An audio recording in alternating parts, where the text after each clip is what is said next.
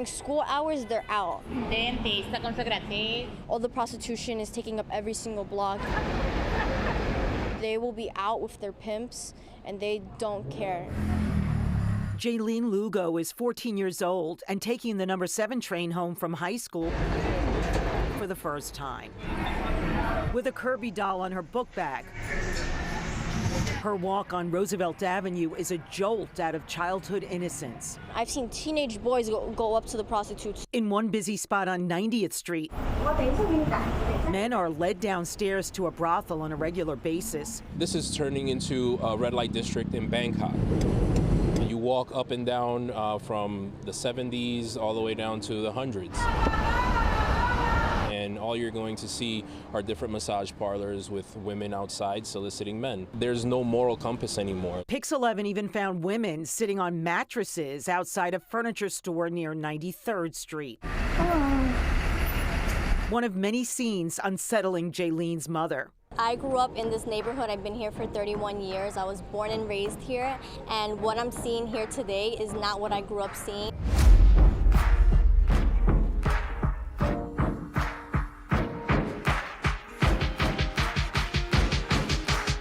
Now, for well over a year, I've talked about this. And I want to take this moment. Let me show you this video. This is out of Roosevelt Avenue, Queens. The gentleman in here is Hiram Montserrat, who's, basically it's his area also. And this is an area that is also covered by AOC. That she hasn't really concentrated here. She's spending time with Bernie Sanders on tour. But there's these situations that are happening. We stand here today against exploitation and suffering caused by prostitution. We refuse to accept a system that profits from vulnerability, a system that violence and inequality. Prostitution is fueled by human trafficking, coercion, and exploitation. Prostitution first violence, abuse, and trauma. We cannot turn a blind eye.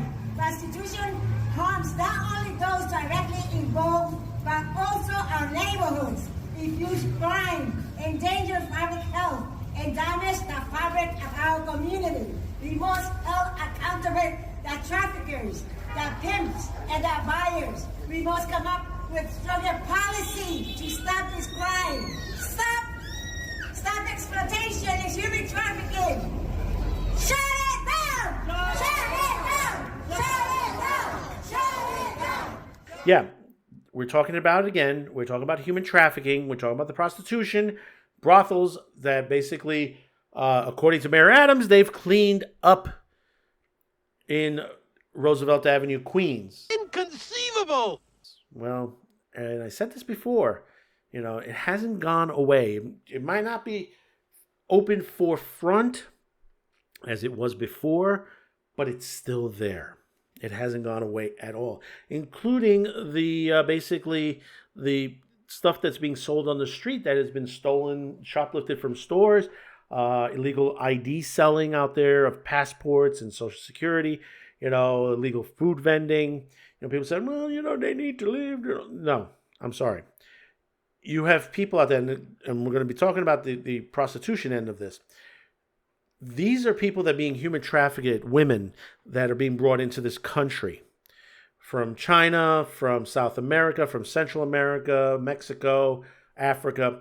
They're being brought to this country to either work on the streets, to work in factories, and basically not make any money at all. They're just basically literally slaves to the cartels, to the CCP, and many others.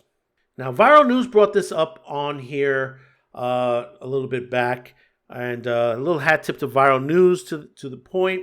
But we're going to read the Queens residents demand shutdown of new brothel on Roosevelt Avenue. Community members gathered in front, and that's the video you just saw, of Hiram Montserrat's office calling for the closure of the newly opened brothel in their neighborhood. Residents have been actively fighting to remove human trafficking from the streets of Queens, expressing frustration that despite the NYPD operations shutting down multiple brothels, they continue to reopen.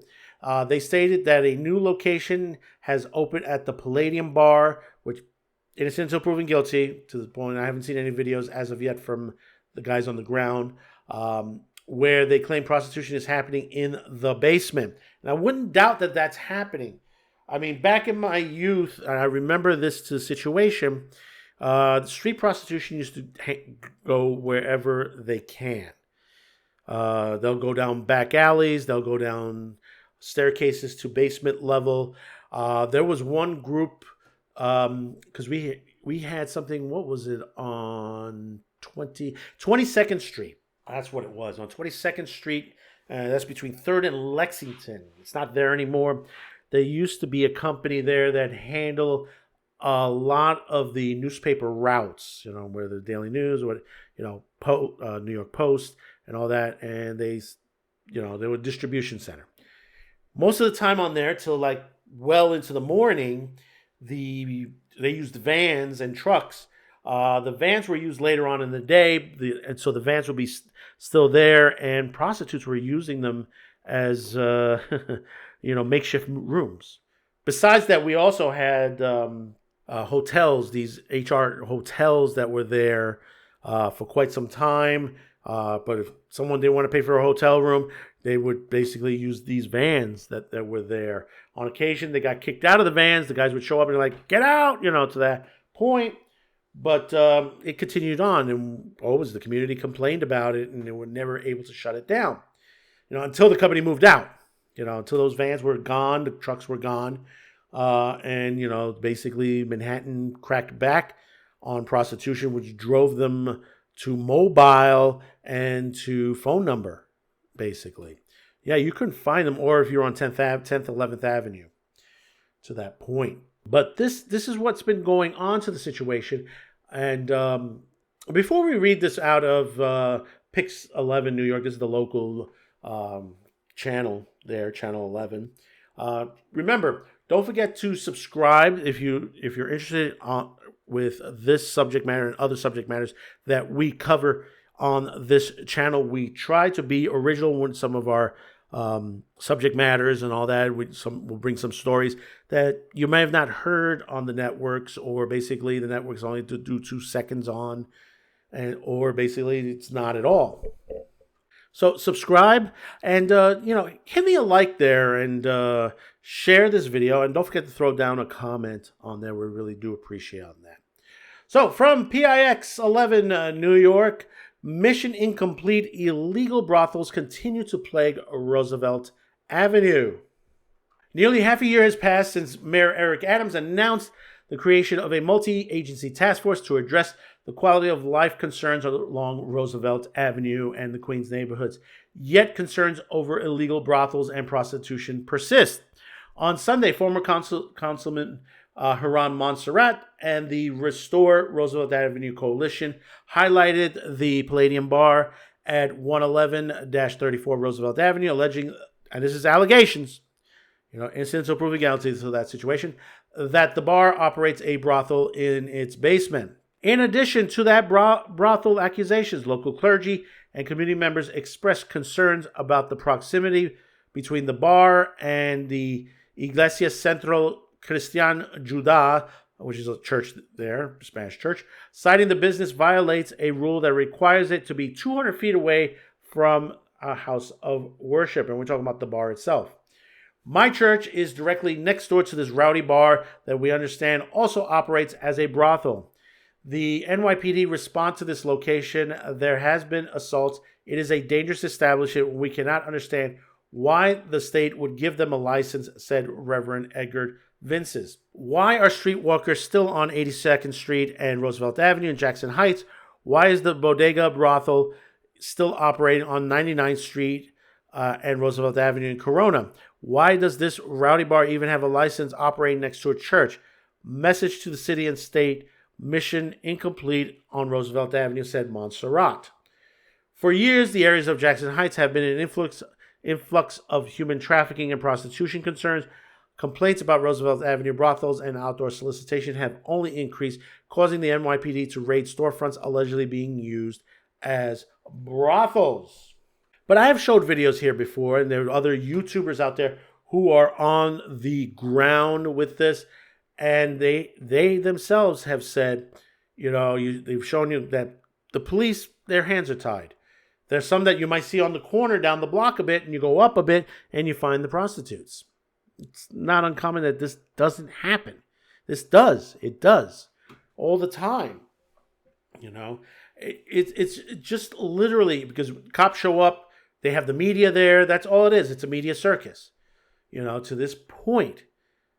This is what happens when, you have these situations, and basically, the politics, they don't do the job they're supposed to do. Now we have a president in office that is going to basically arrest these people and send them back where they came from. Remember, for those of you before you comment saying that, oh no, they want a better life here to this situation. A lot of these people, especially women and children, are here against their will. Understand that. Some of them have been sold by their families. Remember that. They were sold by families. They didn't want to come here. No, they did not want to come here. They want to go home. Let them go home to this point. Because all they're doing is that they're making money that they're not going to get to keep. They're only going to have a couple bucks in their pocket to, maybe if they're going to get to eat or anything like that. Are they going to have any health care? No, not at all. Are they going to have their own place to live and live their own life situation? No, they're not. This is what the problem is. This is the misunderstanding of those out there who have criticized this administration, and we're talking in Washington, that why are we sending all these people back? Why do we need to send all these people back? It's because of these situations. There are crimes on our streets that are ongoing on a constant basis. They say, well, you can't separate the family. Okay, send them all back home. If they are family. Think about that for a minute. How many of these people cross claiming they are family have the proper documentation? I think not. Then there are those who come here and say, oh, yeah, I want to be an American citizen, but they've been here 20, 30 plus years and haven't filed a single paper in the court to be an American citizen. They haven't done their due diligence. Why? That's a lot of big questions to ask. Because you hear all these stories, they say, oh, they're sending this child home, onto there. But the child's been here for quite some time. Nothing has been done to the situation. Is it their child? That, we're not even going to go into the protest situations to that point. Really, there are those that, they don't belong in this country, and they're out there illegally. Then those who are on student visas, they're violating their visas. And you say, so, well, they have the right, First Amendment, blah, blah, blah, blah, blah, blah, blah. Okay. Number one, not according to laws and regulations in the United States. If you want to put it to that premise, talk to Johnny Somali in South Korea right now. He's going to end up in jail for a long time for doing some of the same shit that some of the people are doing on this end. It's you just don't understand the situations. People are like, they come here. They come here. A lot of these people, and like I said, some of them don't want to be here. They want to go home. Others coming here, but they don't want to be American citizens. Put to that point. Look at the numbers. Look at when people are, giving their court dates on there. How many of them show up?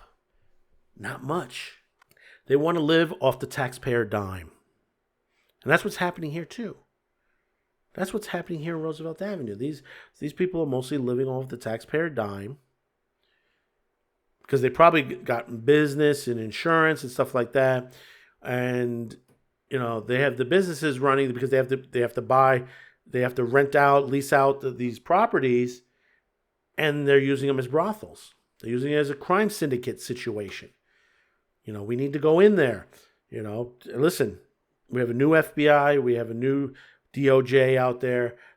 They're going to start cracking back on this. Remember, think about the people that are against this. Governor Kathy Hochul says, oh, yeah, I want to get rid of the people, but we don't want to get rid of the people. She double-faced herself. The same thing with Eric Adams.